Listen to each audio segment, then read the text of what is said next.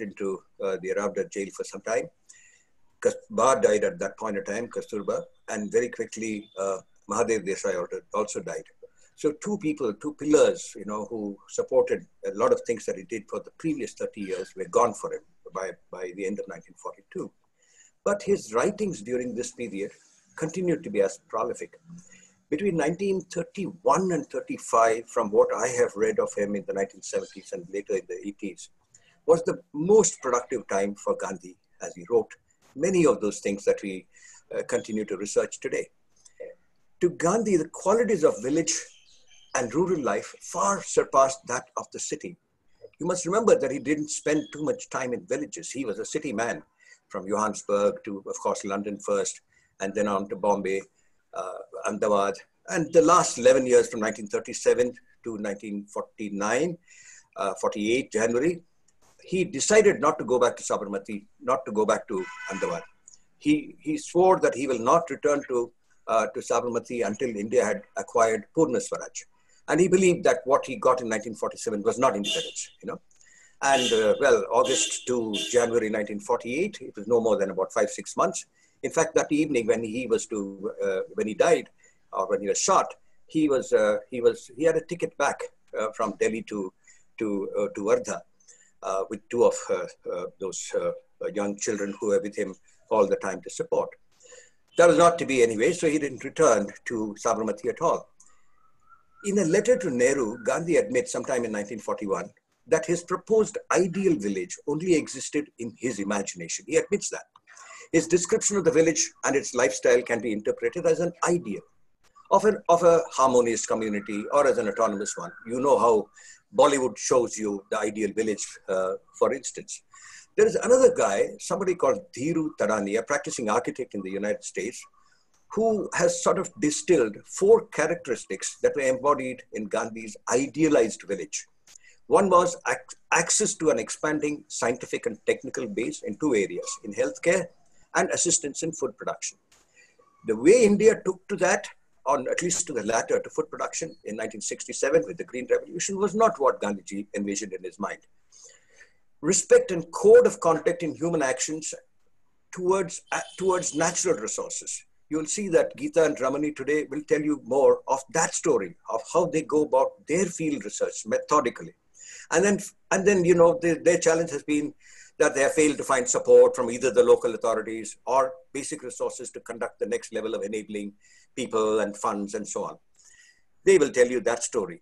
A democratic political institutional framework was the third that he talked about. We have today Panchayat Raj, of course. We have 260,000 panchayats. And you multiply that by about 20, you've got something like, I would say 2.5 million people who are elected leaders. But the problem has been that Panchayat Raj has not meant Panchayat Swaraj.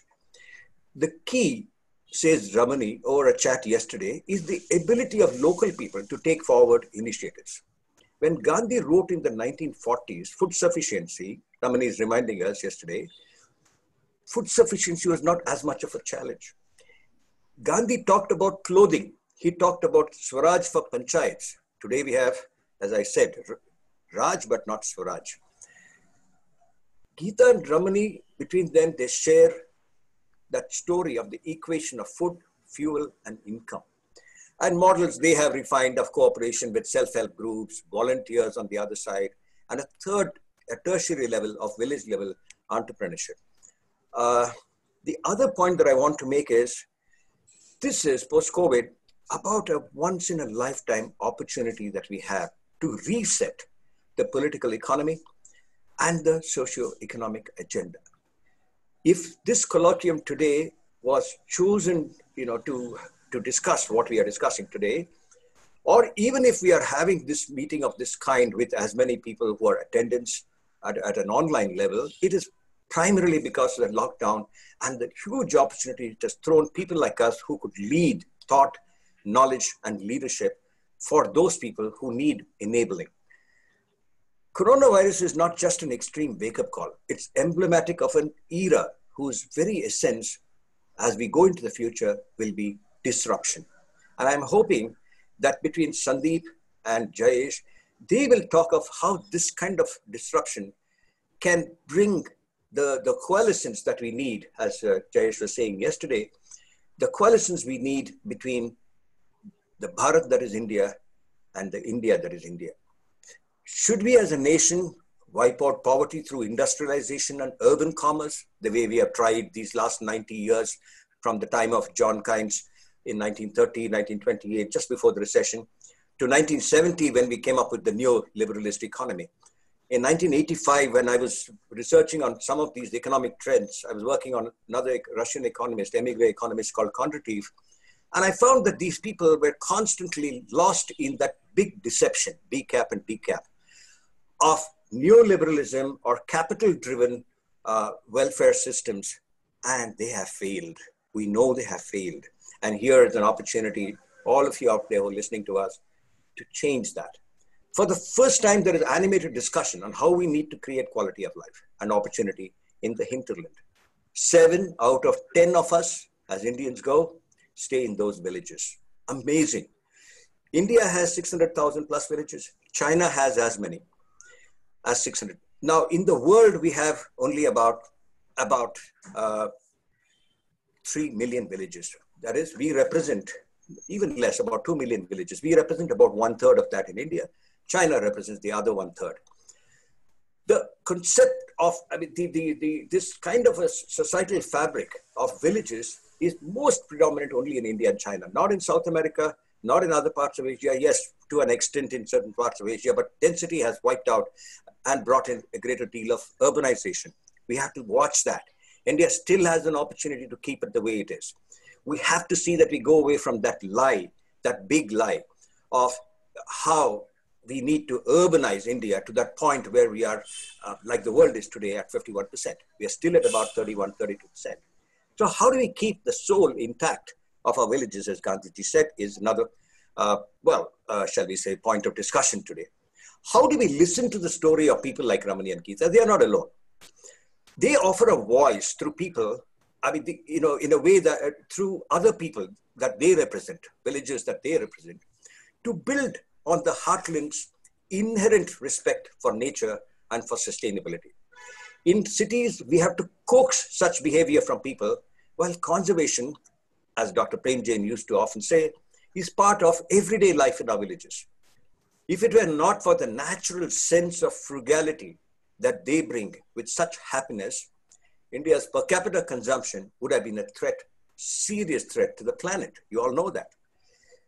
Now, how do we go away, therefore, from the World Bank mode of thinking, shall we say, into one where we are able to keep this going as it is? There are simple ways of achieving income and opportunity for our villages, and to build on things that, whether Jayesh is going to speak about it or Ramani and Geeta, you'll see that there are things that we can do to build on the economic opportunity that India can offer at the level of the hinterland. For example, if just 5,000 rupees is given to a household, and a typical household has 5 people in our villages, that's 60,000 a year.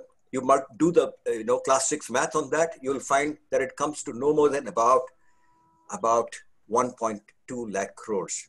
In an economy which is at 200 lakh crores, you're talking about 0.5%, 0.5% of your national income, national annual income called the GDP. And if you can only provide this much to them at something like, say, 5,000 rupees to a household, they will know how to support themselves with great dignity on health, education for their children, and so on. How do we put money into their pockets? Lockdown has taught us that Germany has done that, the UK has done that, Canada has done that extremely well. Both of these people here, Geeta and Ramani, are actually, they were Canadian nationals, but they've spent 17, 18 years here and have chosen not to go back. The Indian village has for long been viewed as a convenient entry point for understanding Indian society. Ask any researcher, he will tell you that. Ask any anthropologist, he will tell you that. Now, to me, what it means is that if we want to attain what Gandhi called the moral, social, and economic independence for villages, as distinct from cities and towns, you have to then see how we do things that keep these two separate or nourishes at least Bharat or the soul of India. If the village perishes, India will perish too, he wrote sometime in 1943. It will be no more India. Her own mission in the world will get lost. Very, very ringing words. To me, these make sense even to this day, well, 73 years after independence and about 80 years after he wrote them. Gandhi's vision of national, social, and spiritual transformation in its villages, or in her villages, turned out to be too idealistic, if you look back in retrospect, with what Mahalanobis brought in as the industrial model, and then what we did in the 1960s, and the rest of it is story that you all know in many ways. To me, therefore, preserving traditional cultures is crucial because it embodies India's rich legacy. But this can be done only by those who practice it, not by outsiders, not by this lot of people, this 30-odd% of people who live in our cities and who have sort of been consumed by this chase of the gross domestic product. Once we economically find the villager broken, nothing will prevent them from also coming up with an uprise of sorts. You know how it happened in other countries. I'm not suggesting that Indians are capable of such a thing, because they bring great peace. They bring great accommodation with their gods. If at any Mahakumbh in Nashik or in Prayag, there are over 2 to 3 crore people, I'm talking 20 to 30 million people visiting, they are in majority a slice of that soul of India that is Bharat. You will see very few, maybe 5%, 7% of people who are from our cities. So what's the best way forward? Initiative for and ownership of this change needs to come from communities themselves. Is it possible to trigger a process of socialization, like Ramani will say, I will ask you perhaps, or probably speak of, that can lead to new normative behavior and create fertile ground for rural communities to transform themselves? Well, Sandeep tells me at the beginning of this week that he was persuading IGBC, the Indian Green Building Council, an organization which is primarily into building certification in cities, to look at models that went beyond the economic.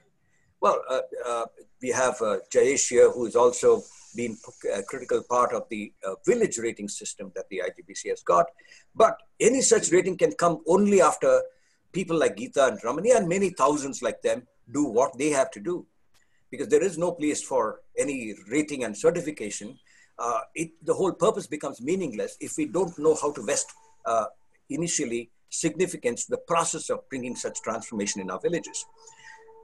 As I said earlier, Jayesh believes in a coalescing of Bharat with India.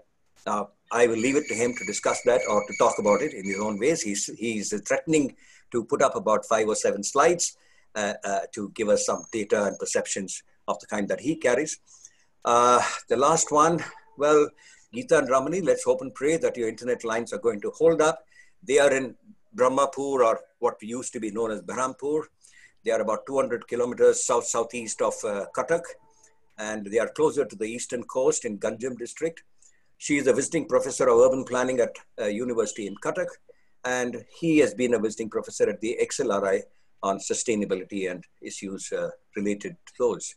Sandeep Shikre runs a practice from out of Mumbai and has designed several million square feet, maybe 200 million square feet of buildings and campuses and other infrastructure.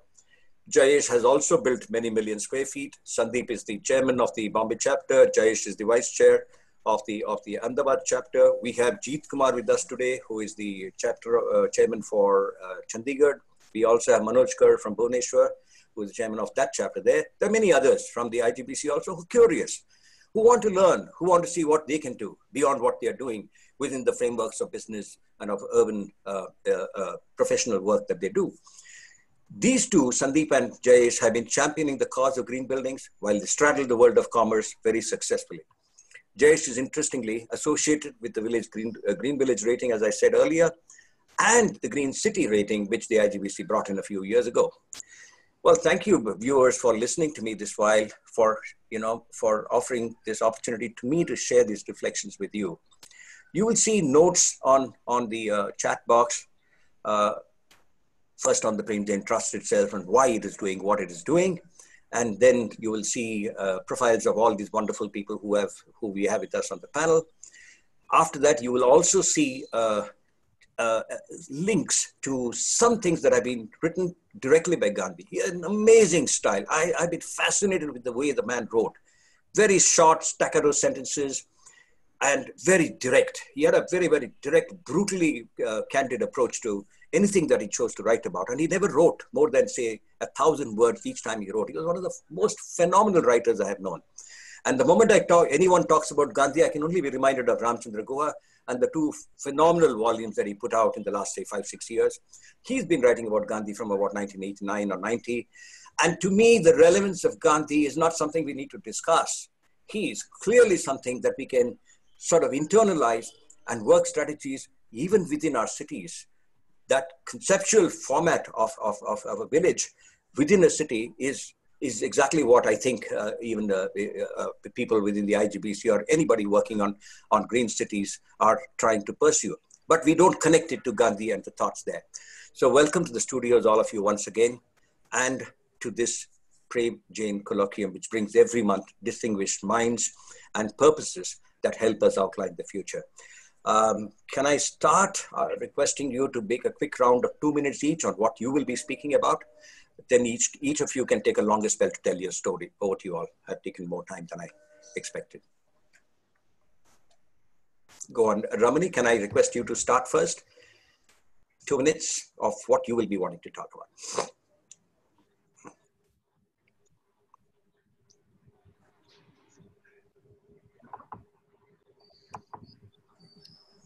Can I start as the lady first? Sure. And grab the opportunity?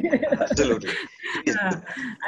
I just thought I'll jump on the bandwagon because what you just spoke was so amazing. And when you speak about Gandhi, the only thing that comes to my mind is nonviolent technologies. And I think that's a big takeaway for me from that. Well, greetings from Mahuda. This is in Orissa, and I'm Geeta. And I'm fully aligned with what Dr. Prem Jain and his gospel is about, how we can be better ancestors. I think that's what I hear him say. How can we relinquish something to our new generation, which is a legacy? You know, I think we trashed the planet, so we have a chance now to sort of recoup it for them. So that's my pile. I think what I get from your father's message is this gospel, that how can we be better ancestors? I'm very happy to share this dais with Sandeep and Jayesh. Both are urban planners, and it's very interesting how Dr. Hariharan has thrown this question of does India's soul lie in its villages, and put two of us rural people working in the rural areas with two urban, total urban architects, but whose heart is in the village. So it's a paradox of sorts. So you will find a very interesting, I'm looking forward to this journey, which will be a rediscovery of really finding out that indeed the soul of India lies in the villages. I think the question put in the colloquium was just to initiate this kind of thinking. To set the context, because when you're talking, it's good to know who the speaker is. I know my bio is in the chat box, but I just want to tell you that I want to share with you that I started as an architect, but my boundaries quickly moved beyond the building, beyond the site to the habitat, including the flora and fauna. And soon it centered around the community and starting to look at the entire rural habitat, which became the driver for me.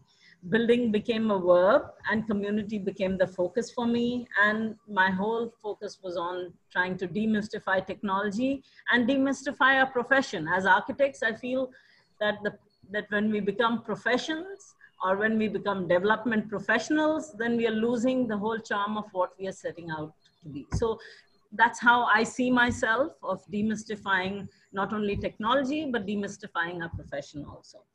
Today, as we go along, I will share, along with my fellow traveler, Ramani, our journey in which we are trying to reignite village-level bioprosperity in rural Indias. And we are going to talk about our experience with smallholder farmers, with youth and women.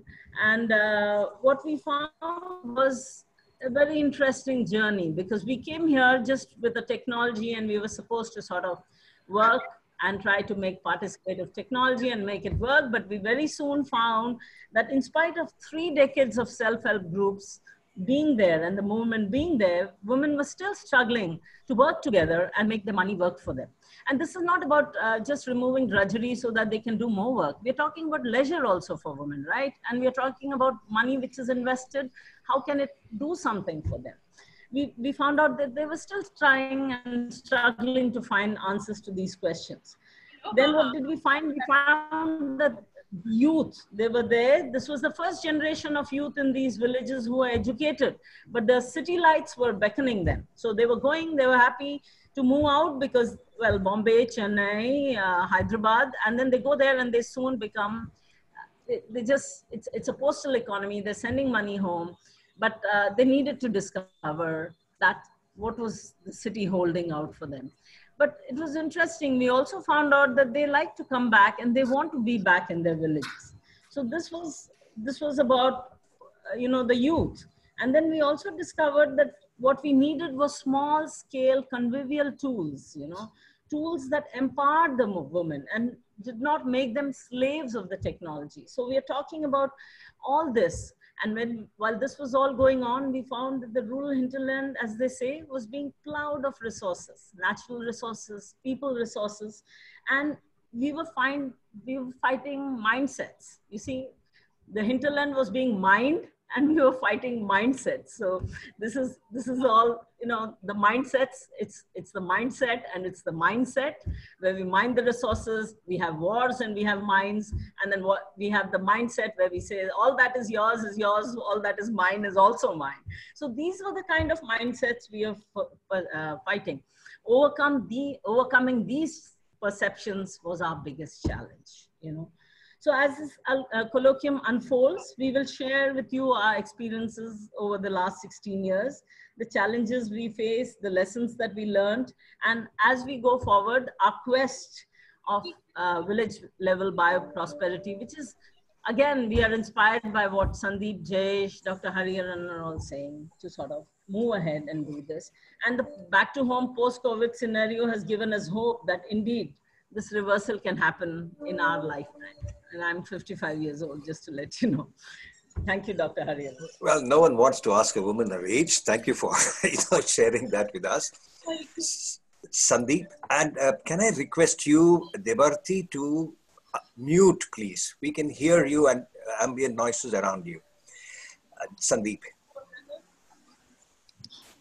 Well, firstly, let me express my deepest gratitude to you, Dr. Hari, for making me a part of this wonderful initiative. I truly feel that I'm honored and I'm also privileged, first of all, to contribute to our own Dr. Prem Jain's Memorable Trust. And today with these two dignitaries, I also feel slightly nervous. Do I really deserve to share a forum with them? Because since the time you have introduced me with them, it's last 3 weeks. And I've been studying all that they have been doing. Every time it unfolds me a new story. What is it that is something really great for me to observe is that both of them, they just came with themselves.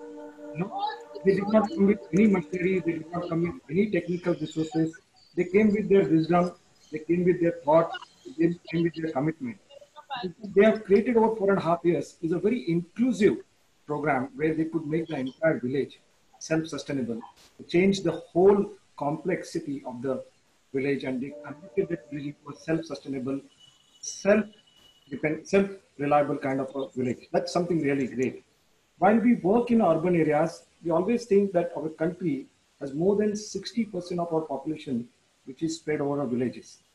And if we try to bring that population to urban areas, would that really work? So that actually makes us feel that Bapuji's thought of having each village being more well-being and keeping them there more happy and more self-sustainable works like a more feasible and more sensible and a more appropriate option. But how do we reach that? How do we create more Dr. Ramanis and Dr. Geetas? We have 600,000 villages. We have a population of 1,300 million. We need just 500,000 of Geetas and Ramanis to convert these 600,000 villages into a beautiful well-being. And that would be a new India for us. So in our urban planning, we are always trying to see how do we adapt those strategies, like you said, the non-violent technology, the non-violent economical standard. So there are several thoughts that we are trying to imbibe, whereby simply going beyond the technology, simply trying to create more may not help. There's a wonderful book by um, Schumacher. He's a German economist. He's written Small is Beautiful. And it actually says a lot. Whenever you try to scale up something, you need to be very much aware. When you scale, there are several things that comes with you. So how do you make that less is more? And how do you make even the urban areas as sustainable as they have made it in the rural areas? I think in this session, I'm going to learn more than I'm going to contribute. But definitely there are some responses we have as to what we can take home from this great initiative in these villages. Great. Ramani, over to you. I must say I'm very, very happy to be here, but it is probably due to post-COVID that I have been given this pleasure to know you, hear about all these architects, and then come to know about the Prem Jain Memorial Trust and the great work you're doing with students and so on. Thank you very much. And also I should thank Geeta for taking over from me at that point, because we had a script and she had the portions that she was to talk about introducing what we were doing. So I was trying to figure out how I'm going to take her script and do it. So thank you, Geeta. I should say that I'm a process engineer by training, a metallurgical engineer with a lot of experience in large scale projects, large steel, large aluminum, and so on. And my father keeps asking me for the last few years, have you been putting what you have learned, what you have done in your past to good use? And I think I've honestly told him, yes, I think I'm trying to do that. Now, going back to the time we came here, we came to Orissa in 2004 for what was supposed to be a 12-month project. It quickly became a 16-month project due to ground realities. Today, we are at 16 years and counting since we arrived. We're still looking to see how to wrap up what we started. And to give you a brief introduction of what we were trying to do when we came here, we had 3 mandates. The first mandate was to set up a pilot plant and resource center for training barefoot technicians on how to make fuel with local seeds and then run machines, pump sets, and other diesel run engines. The second mandate was to put in place 2 village level production centers and use them to provide water for sanitation and drinking in 3 villages. The third mandate we had was to take out an assessment of the natural resources around a cluster of villages that we think would be able to take on full-scale production and use of biodiesel. We came from an understanding that biodiesel for water supply of electricity generation was always going to be much more expensive than diesel or even the grid. But what it would do is give them a chance to get water when the grid is unlikely to come now, far away, and a gravity source of water is 5 kilometers away, and then there is no way of getting that water into the village. But they have a small well here. If we can make, and they have some seeds around their forest. If we can make some fuel from it, and they can get water, they are more healthy, and the quality of life improves. So this is what we came to do. And then the rest of the story we'll share with you when we get a second opportunity to do this. Right. Thank you very much. Over to Jayesh. Good evening, everyone. First of all, share the same sentiments like everybody else, especially what Sandeep said. I'm in the same boat.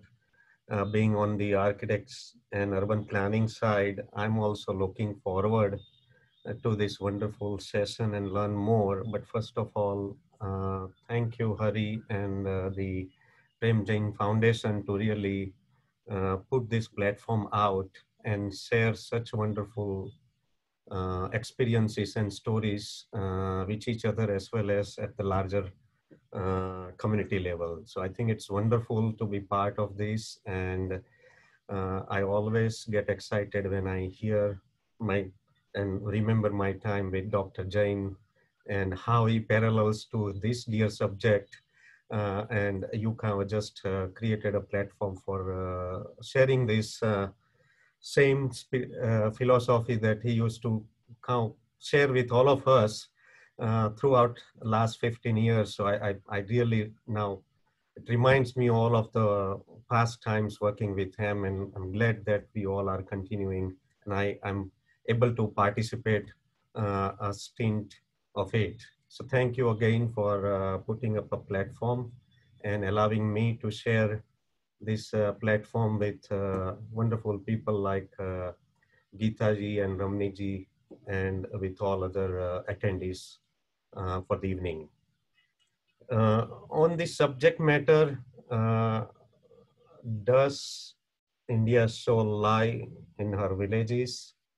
I kind of started thinking, what is the soul of the villages today? What do we mean by soul? And when I compare myself to learn about that, soul is about emotional and intellectual energy and intensity, and refers to a living, breathing consciousness. It's not just about the body, but real spirit behind it. And I question, do we still have such bodies with such spirits around in the villages? And at the same time, do we have consciousness that drives these bodies, whether it's in the villages or in between or in the cities? So I think that's the bigger question that I kind of started asking myself, that, okay, where the soul lies for India? Is it village? Is it city? Is it in between? I think we can grapple all that, but we definitely need to bring back soul into the villages. Whatever way we can do, I think that's the right thing to do, is what I personally believe. And how do we do that? I mean, examples of Geeta ji and Ramani ji and stories like that have to happen in every village, probably multifold, to get there. And lessons from today's stories, I think we will get inspired. What I will try to share in my 5 minutes will some of the experiences that we have been going through, part of the Reed Foundation activities. I'll be talking a little bit on that, and I'm more here to learn and share less. So I'm looking forward to it. Thank you, Jayesh. What to you, Geeta? Well, first for rescuing Ramani on the first round, and for us to hear of what you have found. There is a powerful, compelling story that you both have. Please tell us. Yeah, Ramani was not supposed to let the cat out of the bag, but well. Well, anyway, yeah, we'll start the story, and the way I will do it is I will start it and I'll throw the ball to Ramani and he'll finish it, so that we say it in a comprehensive manner. I look forward, it's a colloquium, so the discussion is what is going to be more interesting. So we are going to be, I mean, it might sound a little dry, but we are going to quickly go through what we did and then open it out for discussions, because we really want to hear what everybody is saying. Like I said, when we began, it was as if we were coming here and everything was set. We were just going to go there with our technology and be doing something where we were participating with the people and doing things with the people. I like to think that between Ramani and me, I like to think that I stand for the soul and Ramani for the mind and the intellect. So when we went there, we knew that we were talking about community. And so I think when we're talking about villages and rural and all that, I would like to focus everybody's attention on the people there. It's about people, and it's about people who are just like us, and it's just another perception of how they are. So let's just focus on that they are people, and we are talking about people with whom we have worked. And they have been our partners, and we have learned a lot from them. And this whole process has been a partnership of that sort. So, what we are going to do is, Ramans like to do it in 3, they say. This is Arthur C. Clarke's science fiction, which is called Rendezvous with Rama. So that's how we'll do. We'll talk to you about 3 things that in every aspect of what we did. We start with our objective. Like I said, village level bioprosperity is what we are talking about, and we are talking for small farmholders, small farmers and farming communities. And we say village level bioprosperity because many of these villages, thank God, industrial revolution did not touch them. So they were, we didn't have to reverse the wheel. We were actually talking about re-energizing. So there is, it's really a place where we can do some work. So we talked about village level bioprosperity. And in that, our objectives were 3. We said local self-sufficiency in food, in fuel and energy, that is, and in income. And in all of this, we said, do not sell raw product, do not always value add, and sell value added products. So three objectives, which are food, fuel, and income security. And Sandeep Schumacher is a big inspiration for us, as is Gandhi. Our 3 inspirations are actually Schumacher, who said small is beautiful, and actually small is very difficult because Ramani has been used to big steel plants, but doing anything small requires just that much of detail and rigor. So Schumacher and Ivan Illich on community tools, and Gandhiji's whole thing about self-help being the best and non-violent technologies. Ramani will come back to that again. Again, 3, like I said, 3 inspirations besides our organization called the Working Center, which has been inspiring us a lot, and we will mention more about it. I would like to talk about 3 stakeholders that we looked at, our partners with whom we worked. We had women, and we said, with women, we said, okay, reduction of drudgery was important, but along with reduction of drudgery, we said there should be more leisure for them, and there should be happiness and fulfillment. It's not about more leisure to do more work, but we said, well, they deserve leisure so that they can bring up their children, they can have some free time and things like that. And then we talked about youth, where we are talking about reversing this migration to the cities, so that they invest in their land and make it a better place. Then we talk about farmers, and our whole focus is on how we can double the farming income. So these are the 3 stakeholder groups. There are 3 technologies, but before we come to the 3 technologies, I will talk about the 3 women-centered initiatives we are doing. And then I will hand over to Ramani to talk about the 3 technologies. The 3 women-centered initiatives that we were working on is how do you reduce drudgery through labor-saving small tools. So, with us, we found that, the small tools, whether they were for weeding or for plowing, it was amazing to see women pedal and make biodiesel in a pedal-driven biodiesel reactor. It was amazing to see women being able to till. Women here don't even bicycle, some of them, but they now could handle the clutch and the gear in a small tiller. And it didn't take long for us to convince them that it is not very hard to maneuver even these small tools, these power-driven tools, which are kept away from women usually. Then the women-centered initiatives included how do you protect resources? Because what was happening was there were all these oil seeds and all these resources which keep moving away from the city, from the rural areas into the cities.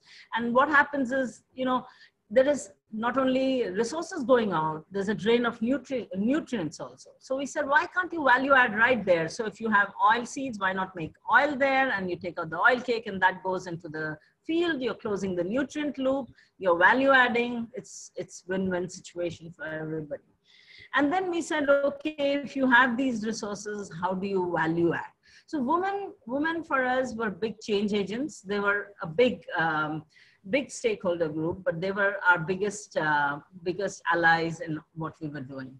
With this, I'd like Ramani to talk a little bit about our technologies, maybe because that'll tell you exactly, because we came with the technologies, right? Ramani? Brilliant, Geeta. Thank you, Geeta. With you all, I would like to share one or two small examples of how training women and works, and also men at the same time, barefoot technicians and other technicians. We have a small hand-operated oil press, which we procured from Kenya. After trying out a few of our own inventions, we didn't process seeds at the same level as we needed. And if you can imagine a latch machine where you take the shoulder and pull it, take a handle back and then bring it back forward and press down, that's what that machine does. And when we brought the machine and set it up in a pilot plant, and I showed them how to do it, and then one after the other, everyone took turns, and they said it's very hard. And then Geeta comes up and she shows them how to do 50. So immediately everybody wants to be 50. So then I go and put it up to 100.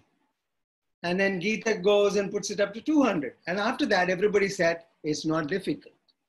So, so that's how one has to keep raising the bar. But more importantly, though, all of these machines are simple to operate. And the way you set it up, it can work with, women can operate them and enjoy doing it and then make, in fact, the tilling part, prior to the women learning how to till, they were always dependent on the men to do the tilling. Okay, let me go back to the presentation the way it was. And Geeta asked me to talk about the 3 core technologies in our package. One of them, Geeta mentioned earlier, is a pedal-powered biodiesel reactor. This is something that is of our own design. It uses a bicycle drive to produce 5 liters of biodiesel at a time. This is a very small scale unit, and with the same pedal drive, we also can process 20 liters at a time. Okay. And our package also includes small scale dehullers, seed cleaning machines, drying tools, village scale refiners for vegetable oils and so on. Vegetable oils, biodiesel, bioethanol, and a small quality control lab. So that's the first thing. The second thing is an oil mill.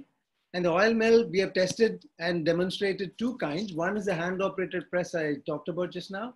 The second one is a baby screw expeller that we have run with 100% biodiesel fueled engines.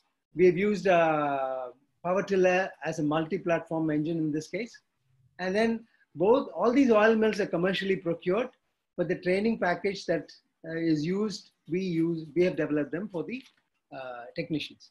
The third technology package is a user-fee based agro-services center. So this includes, again, mostly commercial units, commercially purchased power tillers, irrigation pump sets, and then engines to process crops like rice into other things, polished rice and dehulled, and then ground flour and so on and so forth.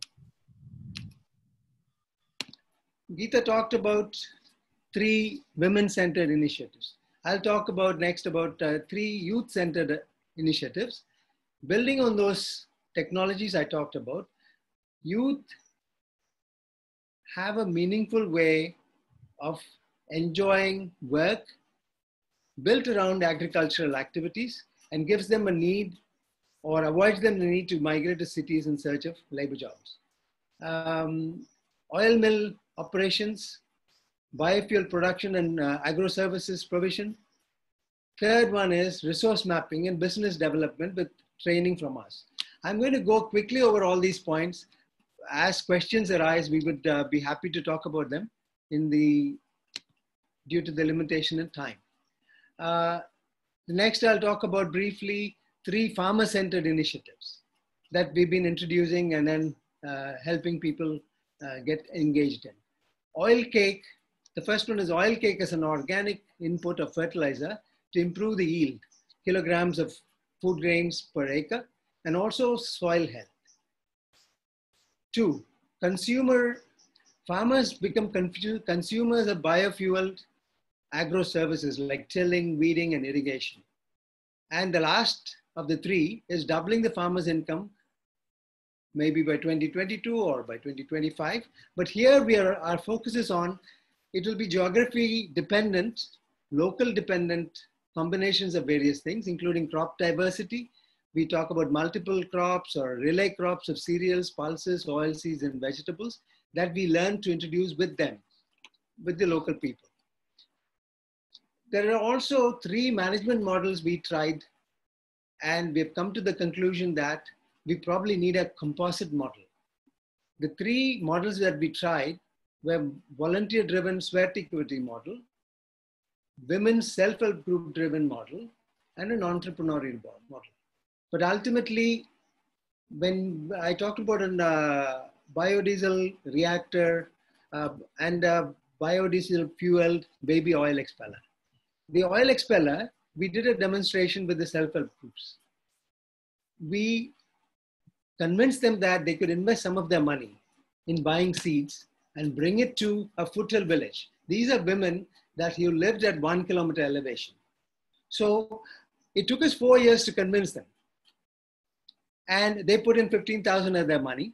We put in 15,000 as an interest-free loan. They purchased 3,000 kilograms of current seed, brought it down to the mill. Now, we ran the mill. We returned them a profit of about 10,000 in about 7 to 8 months. That's a return of about 70% for a year compared to 7% they get from the bank. Now, what I'm trying to say though is that oil mill processed about 200 kilograms a day once it reached a good optimum level of production. It will be able to take the output of 1 SHG in about 15 to 20 days. So we needed to have 10 SHGs working together. And unless there is an umbrella group, a producer organization of some sort, then all of this will still be difficult to manage. So that's why we talk about a composite model using a producer organization. However, the challenge is that there are probably several tens of thousands of farmer producer organizations promoted around the country in the last 10 or 15 years, but hardly any of them is doing anything more than purchasing inputs in bulk or selling output in bulk. So value addition is something we need to have more examples of. Now, quickly let me go through the 3 phases of our work. And the 3 phases of our work is, the first one is in 2004 to 2009, which we label We Can Do It. Teaching the people, the barefoot technicians and the self-help groups to make their own fuel and pump their own water. Now, using local materials. We also supplied hybrid electrification. I'll come to the details in a bit. The second phase ran from 2007 to 13. There is a certain amount of juxtaposition. We started realizing in 2007 that we always knew it, but we had more evidence in our hands that water supply alone is not going to keep our biodiesel reactor running all the time. It was actually needing 13 liters of biodiesel in a month for 1 unit in 1 village, which means the utilization was 5 to 10%. So we needed to do something more. So we started looking at, in the second phase, 2007 to 13, we needed a roadmap for local biofuels. So we started looking more carefully at agricultural mechanization and post-harvest value addition processing.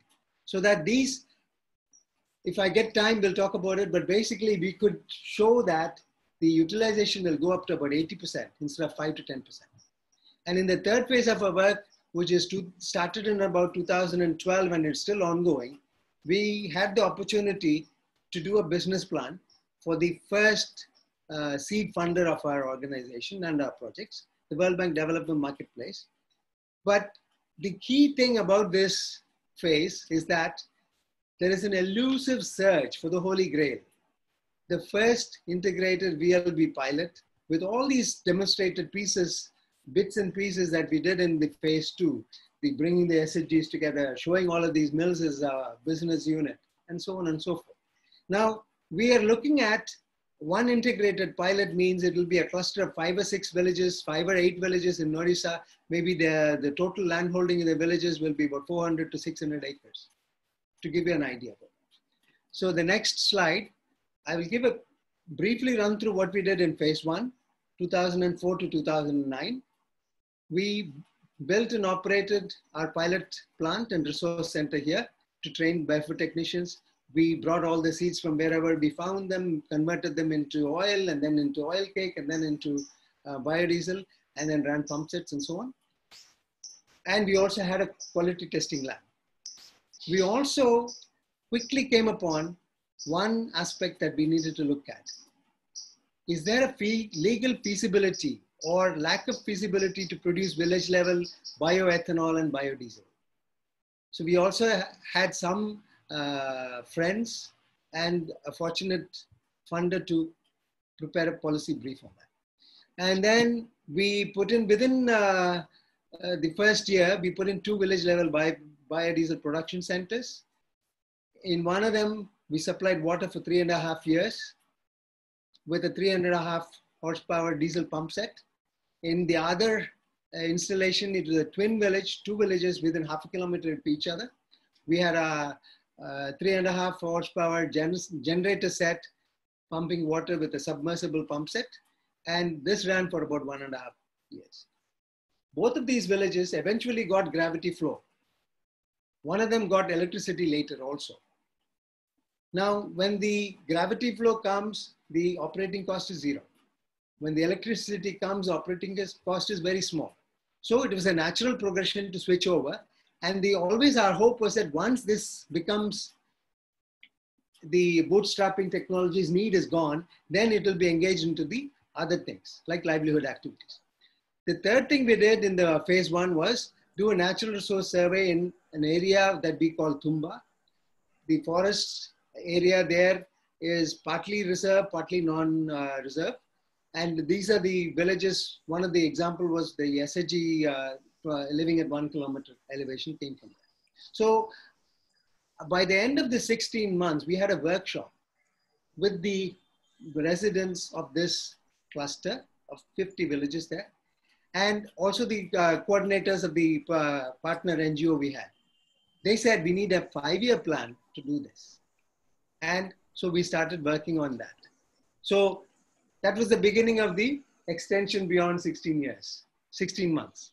Okay. In the second phase, we undertook a few things. I'll quickly go over the list.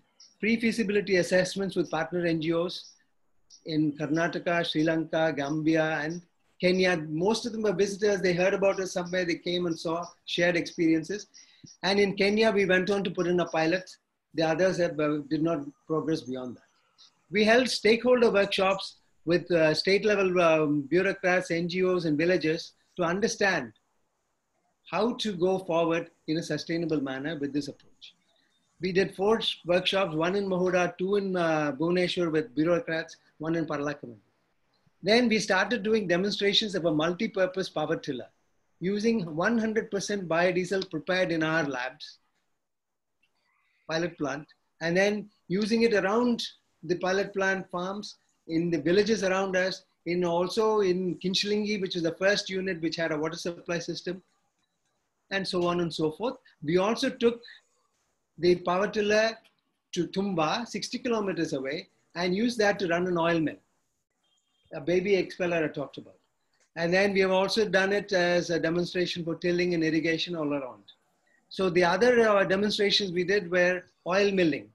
The hand-operated oil press was demonstrated in 7 villages, 3 of them with P-based services to verify viability of the unit as a business unit.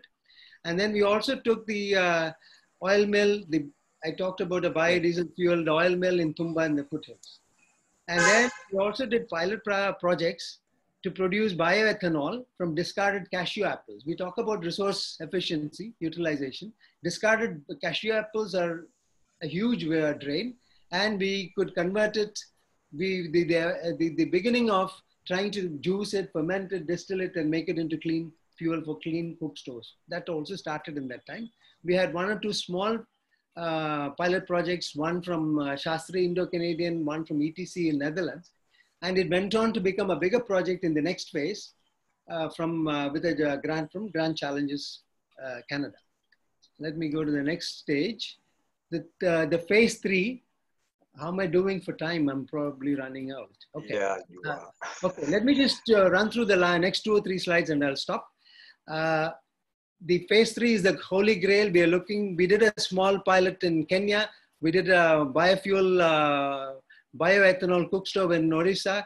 We prepared proposals for integrated pilots for sites in Odisha, Kenya, different number of sites and so on. And we also have been in the last 2 years writing up papers, attending policy meets. We also had a few partner sites visits, which has identified cottonseed as a very valuable feedstock, which works better than tree bone oil seeds. Let me go to the next slide. The challenges. So I think I'll stop with 2 more slides, if you will permit me. One is the challenges, other is the plans for the immediate future. The challenges have been in funding to implement a fully integrated pilot. We envisioned when we put in proposals to NABARD, we envisioned a 2 to 3 year design, build, operate, and transfer project so that we can engage a crew, train them, and then hand it over to them with a business plan for expansion. But the other challenge was NABARD felt that 2-week training will be good enough to train SHGs into bookkeepers. We wanted to ask them, why do you need BComs and chartered accountants, who spend a lot more time? But anyways, so that was one of the challenges. There is another challenge that we found. People ask me, show me a running model. It's like a chicken and an egg. We need funds to run the first integrated pilot, and they're asking us to show up something that runs everywhere. Now, the other challenge we have had to deal with is a whole bunch of them, fighting mindsets and perceptions. People tell you, let farmers be farmers, market will reward them. They don't reward smallholder farmers. They're always at the mercy. So we need to value add and give them a bigger share. And then it is impossible to produce biofuels in a small scale. Minimum size of biofuel plant should be 20,000 liters per day. And then other thing from the villagers side, there are oil mills in the cities where they travel, they're given chicken and shown videos and so on, and they go there, give their oil seeds, mill it, they leave the oil cake behind. To us, the oil cake is the product and oil is the byproduct as far as farming goes. So, and then they come and tell us, they do it for free, they give us the oil, and they give us chicken and entertainment, they bear the travel cost, and you want us to back here. So that's a bigger challenge. But then they do understand the value. They have seen that the oil cake is a good cattle feed, it's a good chicken, it's also a good fertilizer, and so on. Anyway, so one last challenge is even more difficult. Government programs always talk about convergence. But ultimately, all the programs, they want you to do the convergence, and they will want 15 proposals to 15 line departments. And also, funds, when they don't go to zero generation entrepreneurs. They always go to people who are already known, who are running a business, and so on and so forth. So these are the bigger challenges. Now, in terms of plans for the immediate future, we have listed 3, and they are, for reasons that are beyond our control. We had a super cyclone in 2013 at the start of all our projects, which set us back a lot, and other projects. The Mahuda pilot plant and resource center has been idle for the last year or 2. We would like to revive it because when we have the oil mill running, people can come and use it, and then we can influence them. We need to address the cottonseed value chain as a feedstock. I've not talked a lot about feedstock. When there are questions, I'll address it. There are feedstock and feedstock of different kinds. Minor oil seeds, tree bone oil seeds, everything is available. But the bigger challenge, which I should have added in the previous slide, was it is very difficult to secure those oil seeds. There are always traders who are masquerading as traders, but they're actually money lenders. They pay advances, and everything that is collected is open. It's a big challenge. So we would like to be, we think we can do better with the cottonseed value chain. We have identified 4 sites, and we need to do some preliminary data collection and feasibility assessment to go forward. And the last one, we would like to do with like-minded people and support. And we have talked to a few people who have some experience in all of this.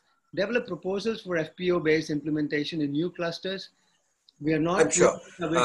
Ramani, we'll keep that for another time. I mean, a little after, if we can afford. We are way out on timelines. So that covers me. Thanks very much for the opportunity. Not at all. Great pleasure listening to you. Powerful story. Can't be told in 90 minutes or 60 minutes. Sandeep, your turn. Yeah. So what an amazing story. You know, I was really enjoying it. The best part of it for me, it was all inclusive. It was very collaborative. You know, so what is it? Everything you have it there. You don't have to import anything. You have been blessed to have everything in terms of whatever you need to make a self-sustainable livelihood. It all requires an attitude. It all requires a commitment and a conviction. You know, so now coming to the point from the urban context. Okay, if you'll ask me and if you make me a urban development secretary of my state, I would like to put it this way. While there have been efforts to revitalize these rural areas where we know there is definitely a strength, there's also a cooperative sector in Maharashtra, you must be knowing, which is a sugarcane lobby and also a milk lobby. They have done a great job. You know, they have given employment to each and every member of the family, which also includes the old lady. And every member of the family gets a business, gets a kind of a sense of a pride that they all do farming, and all of their farming in bits and pieces collected as a larger collection. And it's a cooperative sector that acts as a business. And that particular endeavor has become so big that they have become, in fact, the more richer and more worthier kind of a cooperative sector. In city, I feel it's a kind of an oxymoron situation where we want to create more to get the people from rural area. When we want to create more, we also spend more, we consume more, we go after the technology, and it's a kind of a vicious cycle. So now the time has come where we have to see that every square foot that we'll build here onwards has to be very sensitive. You know, like we all, I mean, Geeta would endorse a famous architect called Miss Van Roo, whose vision was less is more. You know, he always created more out of a less resources. And he was always very simple, humble. And he taught us that you don't need more to create more. You need less to create more. You know, so even now, when our chairman, Mr. Suresh, and our co-chairman, Mr. Gurmeet ji, had kept a task force to develop a post-COVID guidelines, I said, please put a break on every square foot that will be built in urban areas. You know, today, all the urban development regulation says for doing X thing, what incentive you get is a more FSI. Build more, keep building more, keep redeveloping, keep building more. We're not going to get out of this. We have to give the incentive, in fact, to those developers to fund these kind of rural initiatives and not build more in the cities. Because when you want to build more laborers will come to a city with the ambition to earn money and with the ambition with a better prospectus, but that's not really going to happen unless you stop somewhere. There has to be that threshold where you need to balance the wheel and exactly decide as to how much urbanization you want to do and how much you want to do the rural rehabilitation and the rural revitalization. So that's a quest. I mean, that's a quest where I think all of us together must work together. And if we do that, there are so many that is already built.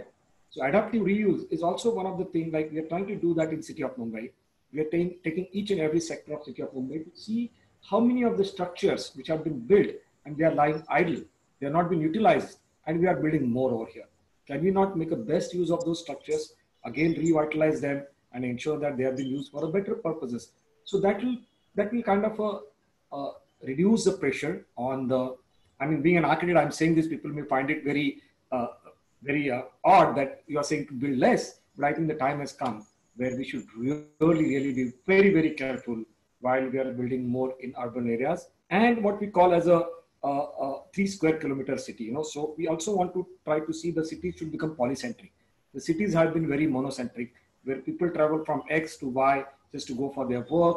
People travel from Y to X for different kind of things. If you divide that into a multiple nucleuses, where the vision is that nobody will travel more than 3 kilometers, may it be their school, may it be their hospital, may it be their entertainment, may it be their work. So that is a way you can also decentralize this particular pressure on the transportation infrastructure, which we are just, it's not getting stopped. So I think having a very good, as Jayesh said, you know, a combination of one side, this 600,000 villages to be revitalized, making sure that those people are happy, they are self-sustainable there, they have a very purposeful, very exciting lifestyle so that their next generations are also happy there. And on the other side, we control the rapid urbanization, which is now going ahead without any proper studies, without any proper analysis, without having any proper future plan. So I think that's a quest before all of us as an architects, especially from the urban areas, and also to our associations, which also includes IGBC. And there's a lot that can be taught. One more thing that really gives me a good pleasure that while I was researching, there are several young architects, which includes a firm called Compartment S4. It's a bunch of 8 architects graduated from SET. They have taken an oath that they will do everything in their life is for rural area. There's another organization called Put Your Hands Together. That is also a conglomeration of young mind architects. Their vision statement is also to work in a rural area. It really gives us a lot of pleasure that these young talented minds have now taken up this initiative to spend their efforts, their talent into upliftment of the rural area. That's also something very brilliant. So I think there's a multifaceted, multifolded solution when we look at India today to make it a Bharat of future. And definitely, we are blessed with a tropical climate. We are blessed with a monsoon, which is guaranteed for us. So we don't have environmental challenges. We don't have challenges in terms of resources which Mother Earth has given us to us. It's our time to respond properly. With that, I would keep my talk short because it's more for to hear from them. So I give it to Jayesh from me. Sure. Jayesh, over to you. Yes, Jayesh, your turn. No, we can't hear you. The audio is off. Okay. Yeah. Wonderful stories. I think, it's exciting that a lot of different fronts and challenges you have overcome over this mission that you both have taken up. And pretty much, I would say, average person's life is, let's say, about 60, 70 years. I think you have given up most of your working life to such mission, which is very inspiring. And I kind of was listening and thinking about it and asking myself that we have a huge challenge to really bring back the livelihood and the life back into our villages, which we call are the soul of our country. And how do we do that? It's a monumental task when we in the urban environment or a global competitiveness, because now world has become one village. If we see from that angle with the access to technology, internet, and all other data that is accessible to all of us. So the challenge is even much bigger, that we are not now just talking India, it's more at global level that we have to also integrate. And when we see that, how do we really do this when everything is about the efficiency, everything is about productivity, right utilization, and so on and so forth. And if villages are not competitive, then no matter what good stories or what level of efforts we do, if it is not bringing back the efficiency at every level, whether it's the crops, the nutrients in the crops, or the usage in the water, or the energy that they produce at local level, or and so on and so forth. I think we are talking the huge population here, that itself is a challenge by itself. And I'd like to share a story that we also face in our project, where we decided to work for an education area in the rural Gujarat. Out of 1 year of a research, we learned talking to several stakeholders, including the education ministry, and found out that, okay, there are 33,000 schools in the rural areas. And times number of teachers, so there are about 5 lakh teachers that this ministry has to manage and train. There is no real mechanism to train those teachers who teach the rural areas kids. So the entire system has flaw. that we can figure out very fast. So we are talking huge numbers wherever we want to address the challenges. No efficiencies, no concept of productivity, and so towards the challenges. So with the step-by-step effect, can India wait, Ramani's and Geeta's, for 16 years for a village or maybe few villages? We were talking 6 lakh villages here. And if we really don't address this at a more macro level, a network of the efforts, I think we will miss the bus and people will keep migrating no matter what, which we all don't want. And I don't think the answer is in the migration or overcrowding, the urbanization, and create another challenge for the country. So we have to work on both fronts. On one hand, how do we create a living environment for the urban poor, and at the same time, we create the environment, livelihood, and other access to all other basic facilities at the village level. Right. So as a planner, I can always think that when we do a city planning, they can pick the area for the development plan of a city. But how do we cluster the plan of a city and create a network or a fabric of, let's say, about 20 or 30 villages that feed into each other and create dynamics for economic platform and the resource sharing, and even the I would say corporate leadership within the city can adopt. So create a platform where there is a lot of this interconnection and shared responsibility that urban population and urban leadership, political leadership, corporate leadership, as well as the administrative leadership of the city ties into the district and the village level. So creating a DP which is more inclusive, that has a responsibility of its surrounding and create the goals and I would say even some kind of a taxing mechanism in terms of if they don't perform to include those, they have to pay back. So those kind of a larger creative ideas needs to happen is what I feel personally, to create the momentum at much larger level. That's one. The second is some of the stories that China has done in the rural area. They also have similar issues and had similar issues to some extent. Being a democratic platform and a country, we don't enforce some of these. Like even small country like Bhutan, every child in a family one child of a family goes to monastery. So similarly, maybe one child of a family goes to village and kind of really bring the family of urban and the village environment together. Those kind of a commitment has to happen at every level to create the dynamic shift that we are talking here. Otherwise, the challenge is so huge. We need to think creatively and much aggressively to respond to that.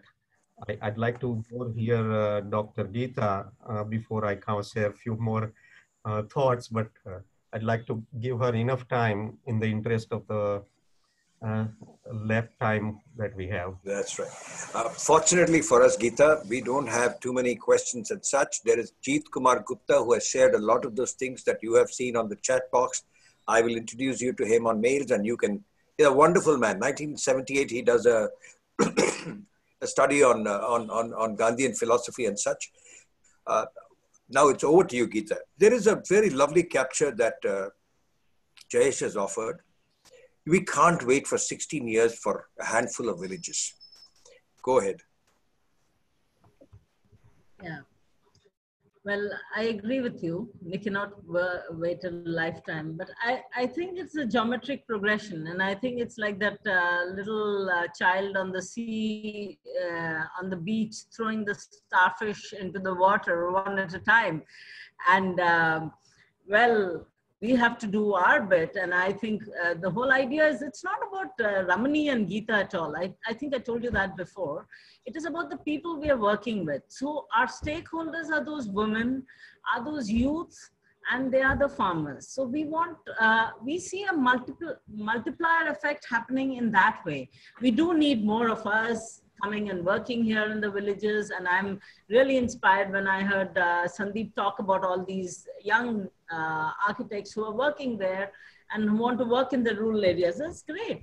But, you know, I think it is about those people taking their lives in their hand and moving ahead. So our role is an enabler. Our role is a catalyst.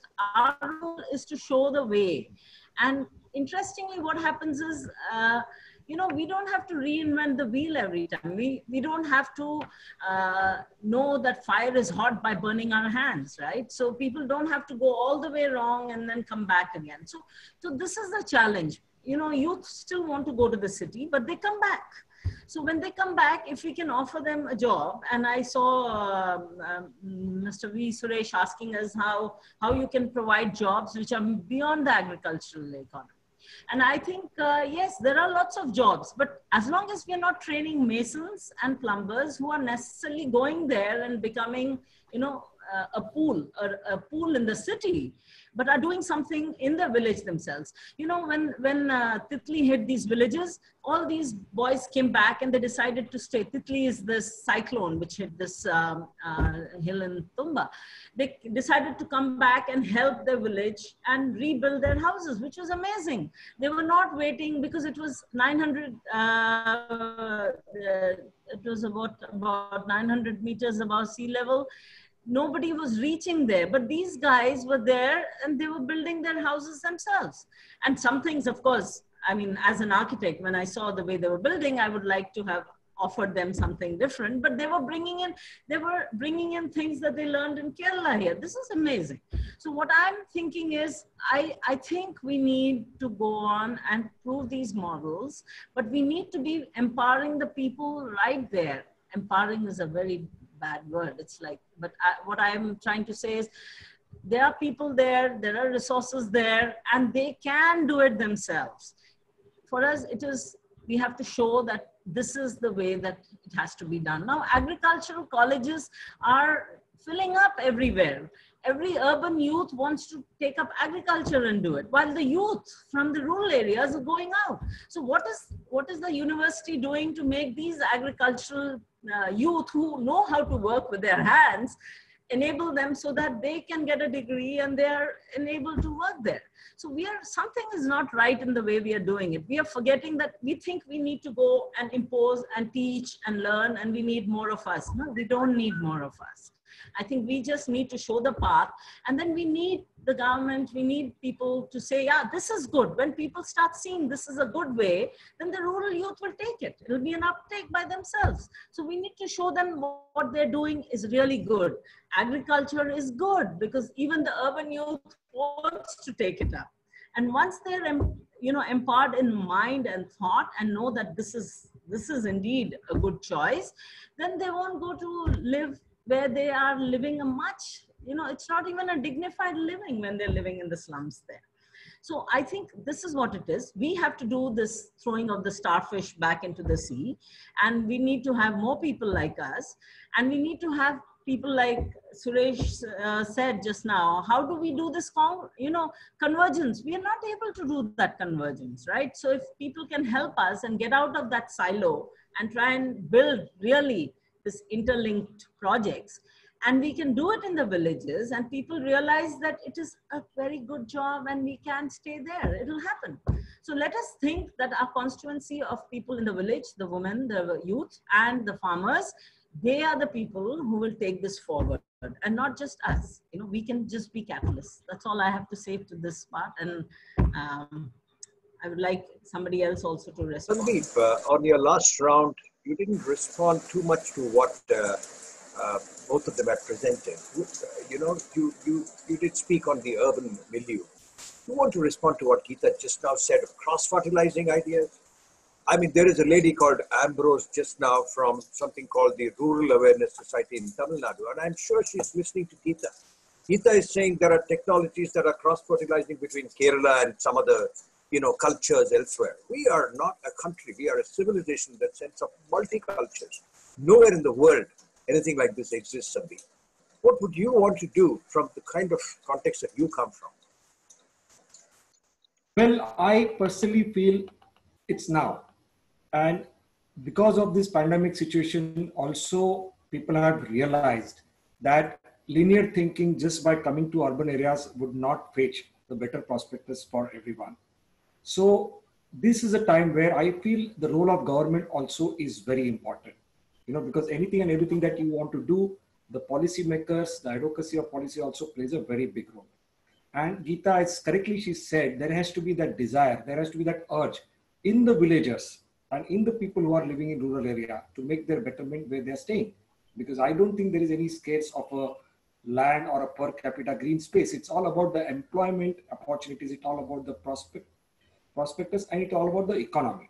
So it's quite doable. And as Jayesh said very clearly, when we develop a regional plan, regional plan is for the state. Development plan is for the city. So when we develop a regional plan, we have to have this inclusiveness, and we have to ensure that these regional plans allows a very well distributed growth. It's not only focused and centralized into cities and only into urban areas.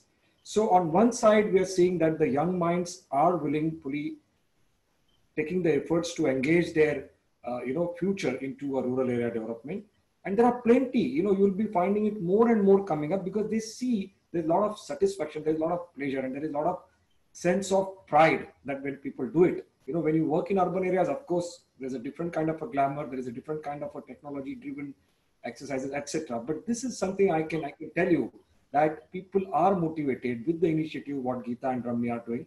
I personally, I'm a very optimistic person. I feel that this is going to become more viral. As a practicing architects, Council of Architects has 125,000 architects. We can take this as a mission. We can take this as a forum. We can make sure that it is being given into colleges like electives. We can spread the awareness of this and make sure that at least 60% of the practicing architects also contribute their active participation in terms of giving a beautiful urban planning solutions, because the sustainability is again dependent on so many factors. So I think if everyone contributes towards this particular mission and government strongly supports it, incentivizes it, this is definitely doable. So being on a forum of IGBC and Council of Architects and Indian Institute of Architects and PIATA and several organizations, again, so many times we discuss this particular aspect on our forum, and we say, how do we strategize? How do we make this as a very powerful, very articulated program? And you will see it happening in next near future, because people are seeing the results of it, people are seeing the bright side of it. So we are, as they say, Sandeep, aapke muh mein shakkar. Let's hope this happens. Also, and also to conclude now, as a IGBC also, we have developed a rural rating system. Anything that is measurable, that can be institutionalized. Anything that is measurable, that can be enhanced, that can be institutionalized. So the first step has already been taken by IGBC, and I'm sure all other like-minded institutes will also focus their efforts and energies into getting this thing done, because it's a need of an hour, and automatically everything will follow in its own place. So I'm very optimistic that as the time goes ahead, we'll see more and more such initiatives coming out. Absolutely. I think you're effectively saying we'll take this story of not one Geeta, as she said, or a one Ramani. There are thousands of them working. I mean, forget about the stakeholders.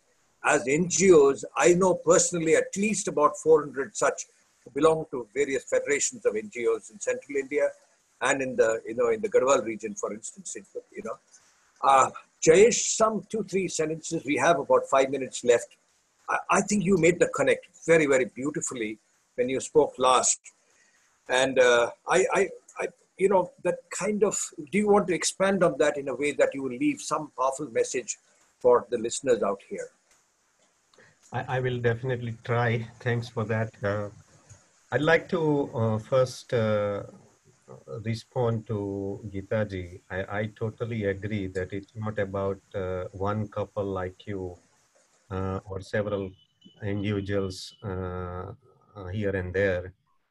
The will has to be there in every village citizen.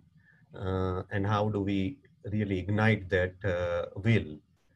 So facilitators are the key that really steer them to start thinking and changing that mindset. Uh, I'm not sure if you are aware of Gram Silpi movement, which is also uh, actually started by Gandhian philosophy in Gujarat Vidyapit, where they create the training program for this Gram Silpi they call, and then each Silpi is planted in villages of Gujarat to do something similar in nature what you have been doing. So to reach out to the activities and working collaboratively, we kind of chose this path that, okay, we create a network of the Gram Silpis that are embedded in these villages. And you will be surprised that we were able to enroll about 300 schools in 18 months across the state of the Gujarat using the design program and some of the technological enhancement with each school and connecting them, teachers with the programs and so forth. So in about 12 to 18 months program, we were able to have a network of 300 some schools and their teachers, about more than 5,000 teachers kind of talking to each other and programming and teaching in this school. So I think those kind of movements are happening as you speak, that it's not about Gram Silpi, but these Gram Silpis enable the change at the grassroots level in those kids and the women who are only there. Most of the villages are facing this problem because the men have migrated one or the other way. And the women who work in the agriculture field, they only have 3-4 months of a work and then they are on their own without any skills. And kids don't have a means to really get educated in the right environment. So similar challenges are there. The connectivity in all these efforts and creating a platform by the NGOs, IGBC-like organizations with programs, like we have training programs as IGBC. I think we do that on urban level with urban officers and planning officers. We need to have the similar programs. I hope the Sureshji and the Absolutely. agrees with that. We have to have a training program for the villages as part of our village initiative, because that's where we can make a bigger impact as IGBC organization. Fantastic.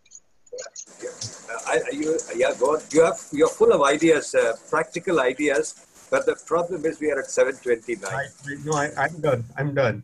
You're done. Okay. Dr. Hari, can I just take 1 minute? Yes, please. Yeah, so, while I was looking at the statistics and the analysis, I came across information. There is a village called Dharnai in Bihar. It's rated as the #1 village in terms of renewable energy. And they are moving towards a net zero village. Can you believe this? And they have already reached their task up to 50%. And there are more than 100 villages where the survey has been taken.